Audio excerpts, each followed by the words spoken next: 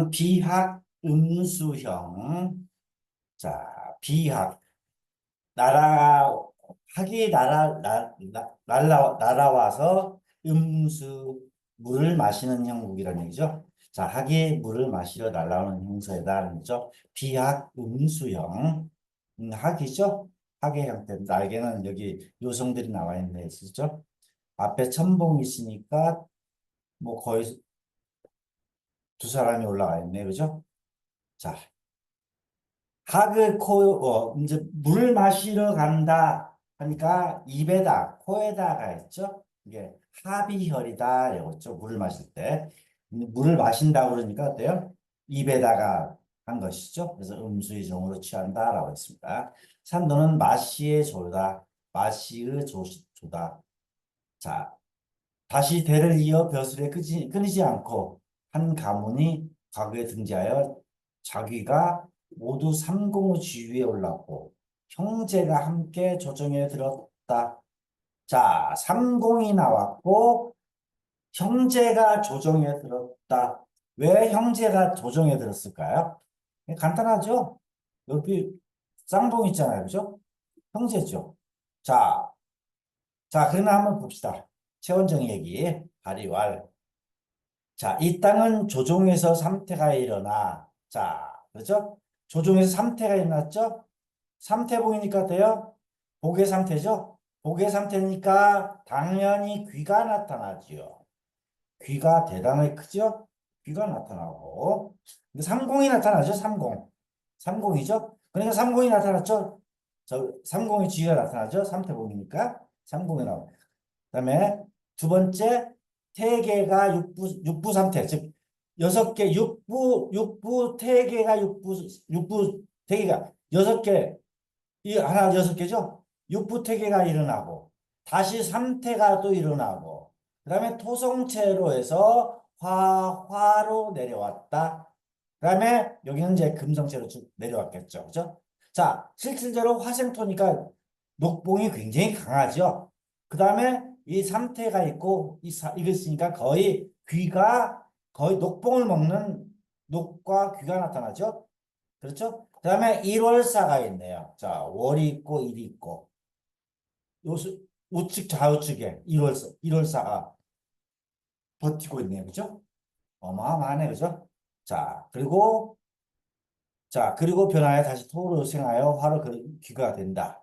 마땅히 가문의 귀가 성하다. 즉 거듭할 때에도 바뀌지 않고 분명. 이게 이 정도가 되니까 팔 때, 즉 위, 진, 송, 제, 양, 진, 수, 당나라 이 8개 나라에서 거의 여기 때까지도 관직이 끊이지 않고 발복을 했다라는 얘기죠. 자, 학형은 청수하고 화염을 두르고 있다. 그래서 화염이라는 게 뭐죠? 아까 얘기했죠? 기시 뾰족뾰족 아니라 화염이죠. 자, 여기 이게 화염이죠. 화염이니까 뭐예요? 요성이죠. 청룡백고 바깥에서 있는 것들 거의 다 요성이라고 그랬잖아요. 당연히 귀가 나타나죠. 그 다음에 여기 삼태봉도 있고 육부, 태계 육부도 있고 그러니까 전부 다 어때요? 다 귀가 나타나죠. 그 다음에 화는 뭐예요? 전부 다 화가 있으니까 이것도 녹이죠. 그게 전체적으로 귀가 나타나더라. 그래서 학형은 기본적으로 청수하고 그다음에 화염을 두르기 때문에 굉장히 깨끗하더라. 아까 얘기했죠. 학이라는 것은 자 봉황은 아까 뭐가 있다고 그랬죠? 세장이나 앞에 저기 세장이나 그다음에 그 죽이나 대나무나 그다음에 오동나무나 누각이나 당기나 그다음에 금수 자, 새들 이런 것들이 있으면은 봉황이라고 그랬죠. 학은 뭐가 있어야 될까요? 학은 그 앞에 선인, 귀인, 상운, 일월, 양료, 부, 록, 지초, 영지 이런 것들이 있어야 돼. 지초 등이 있어야 된다는 얘기예요. 이게 실질적으로 앞에 귀인봉이 이게 귀인봉들이죠. 귀인이 있으면 맞는 거죠. 그죠? 그래서 이 학이라고 붙일 수 있다라는 거예요. 비학음주라고 한 거예요. 이걸 갖다가. 비학이라고 하는 거예요. 이게 아까 얘기했었죠? 봉황 있을 때 하고 봉황하고 그다음에 봉하고 학하고 약간 틀리죠? 그죠? 봉은 뭐 했었어요? 앞에 있는 것들이 세장, 그다음에 죽, 오동나무, 그다음에 또 뭐 있었죠? 새, 그다음에 전각, 전각, 전각 이런 것들이 있으면은 봉은 이러한 것들이 응하고 있고 학은 뭐가 있어야 된다? 선인, 귀인, 일월, 구, 록, 지초 이런 것들이 있어야지 앞에가 이걸 갖다가 학이라고 한다. 이걸 갖다 봉황이라고 하지 않고 학이라고 한 이유는 이 앞에 귀인이 있기 때문에 학이라고 한 것이다. 라고 여러분들이 이해하시면 됩니다. 그래서 우리가 이걸 갖다가 응이라고 했죠. 응. 앞에 응하는 것들요. 이것을 되게 이게 여러분들이 이게 이걸 갖다가 봉황이라고 하면 어때요? 봉황 음수형이다. 말이 안 되죠? 봉황이라면 앞에 뭐 있어야 돼요? 세장이나 죽이나 새나 전각이나 있어야 되죠. 그게 없죠. 그렇기 때문에 학으로 이름 붙인 거예요. 이게 우리가 이제 이러한 것들이 하나의 규칙이죠. 이것이 하나의 이제 가령 형상일수에서 물형 우리가 말하는 물형론이라고 그러죠. 형세론이라고 형론이라고 그러잖아요. 이걸 붙이는 이유가 여기에 나와 있는 것이에요. 자, 그래서 이 학은 어디다가 혈이 있다? 즉 눈이나 코나 자 불이 날개 이런 데에 있더라 하는 것을 앞에서 다시 한번 했었죠. 그다음에 학은 아래턱 목에나 목 아까도 우리가 목에다는 절대 안 된다고 그랬죠. 이게 어디가 목이에요? 여기죠. 여기다 하면 안 된다는 거예요. 여기다가 목에다가 하자면 안 된다는 거예요. 목에다가. 어? 공항도 마찬가지였죠. 이게 새 형태는 전부 다 목에다 하장을 하면 하여라면 안 된다 하는 것을 정확하게 여러분들이 아셔야 됩니다. 비약 음수형. 자, 봅시다. 이걸 갖다가 한번 저걸로 봅시다. 그다음에 그런데 이 땅은 혈이 코에 있다. 왜 코에 있다 그랬죠? 비학이니까 음수형이니까 물을 마시기 때문에 코에 있다. 자, 그런데 실질적으로 우리가 딱 보면 뭐예요? 앞에 어때요? 청룡백과 좀 작지요? 그렇죠? 자, 봅시다. 자, 세속으로 눈으로 보면 용호가 직이고 유두가 비스듬하게 그곳이 작다. 이게 유두도 이 유두라는 거 뭐냐? 앞에 혈장 약간 비스듬하죠? 그다음에 청룡백도 작죠? 그러니까 어때요? 이건 이제 아니다고 생각하겠죠. 그런데 앞에서 얘기했던 것은 뭐예요? 비학이 필요한 것들.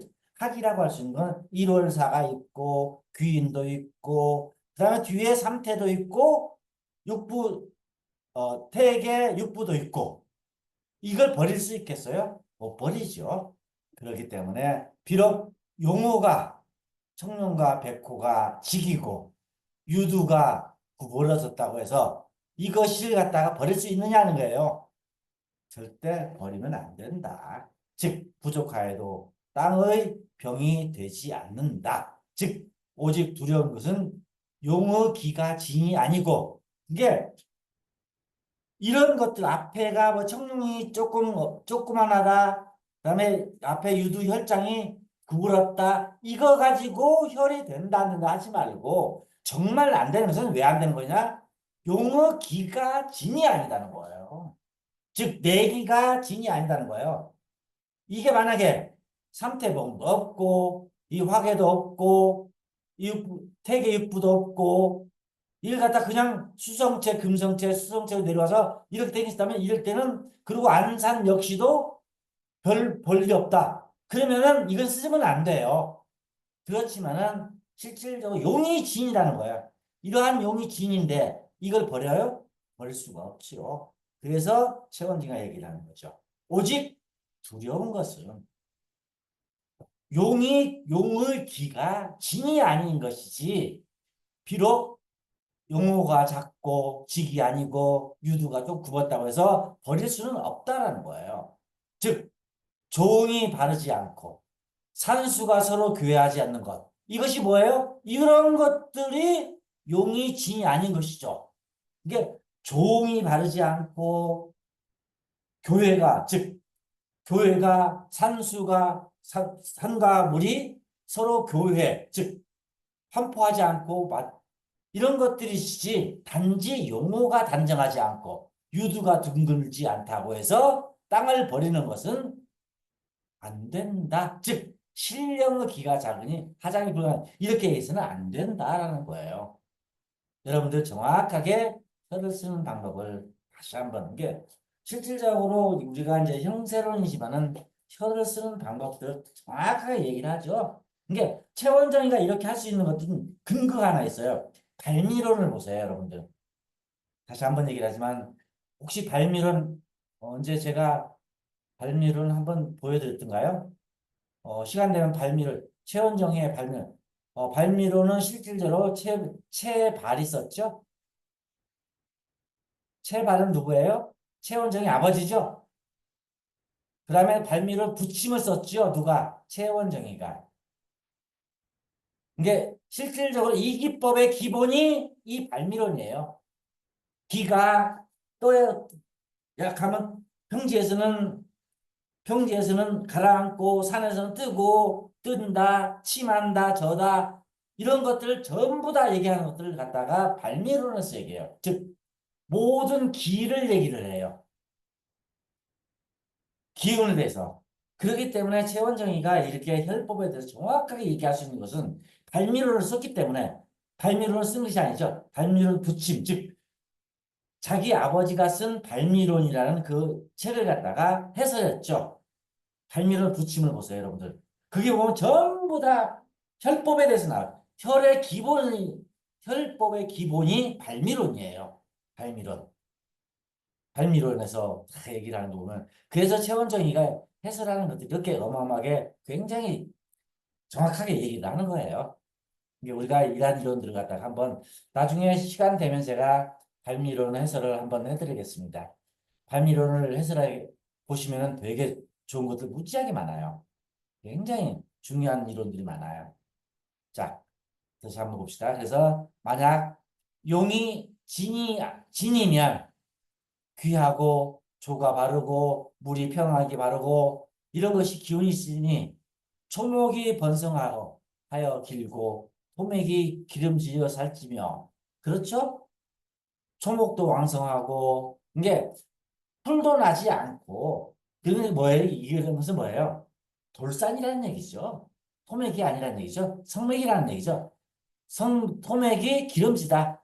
그렇기 때문에 비스듬히 기울고 곡직하여 이는 조화의 기함이다. 그러므로 실질적으로 귀한 터, 진이 되는 터들은 이렇게 용이 진이고 귀한 터들은 조가 바르고 물도 평이하고 신령스러운 기운이 있더라 하는 것을 얘기를 하는 것이죠.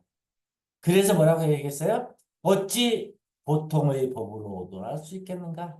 일반 사람들이 어떻게 혈연이 아니라는 얘기를 얘기하겠느냐? 자, 정열의 법은, 즉, 혈을 취하는 정확한 방법은, 정열법은 기한 곳에 유의해야 하기 때문에.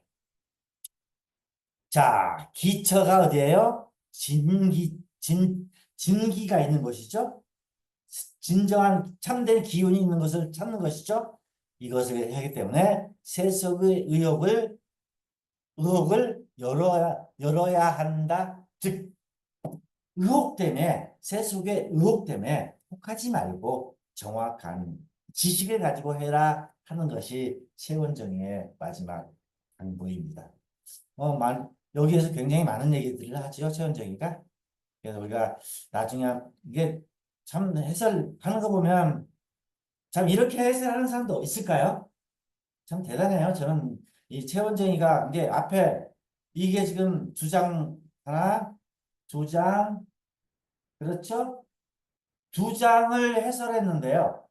그 중에 이 앞에 여기 처음에 시작했던 거 이거 하계 코의 하장은 올랐다. 여기까지 세 줄을 장자미가 쓰고요. 발기 왈 이것이 여기서부터 쭉 두 점까지 밑 뒷줄까지 갔다가 전부 다 누가 해설했어요? 최원정이가 해설한 거예요. 이게 어떻게 보면은 옥수진경 자체가 장자미가 만들었다고 하는데 최원정이 작품이라고 볼 수 있어요. 이게 이렇게 쓸 수 있었던 것은 이 발미론이라는 어마어마한 이론 때문에 이렇게 됩니다. 그래서 실질적으로 우리가 이걸 갖다가 비약 음수형을 보면서 다시 한번 혈법도 이렇게 보는 방법들을 정확하게 익힐 수 있어요. 그래서 오늘은 몇 개 안 되는데요. 되게 중요한 것들을 많이 했어요. 혈에서 앞에서 얘기했던 거 공황 전시형 공황 전시형에서 왜 우측에 여기가 날개에다 쪽지에다 하지 않고 좌측에다 해야 되느냐 하는 걸 정확하게 알아야 된다 하는 것과 그 다음에 혈이 이렇게 아무리 청룡도 작고 백호도 작고 그다음에 혈장도 약간 비스듬하게 생겼는데 이걸 일반 사람들은 다 버린다. 그런데 실제 용의 기운이 진이라면 이걸 버릴 수 있겠느냐는 얘기죠.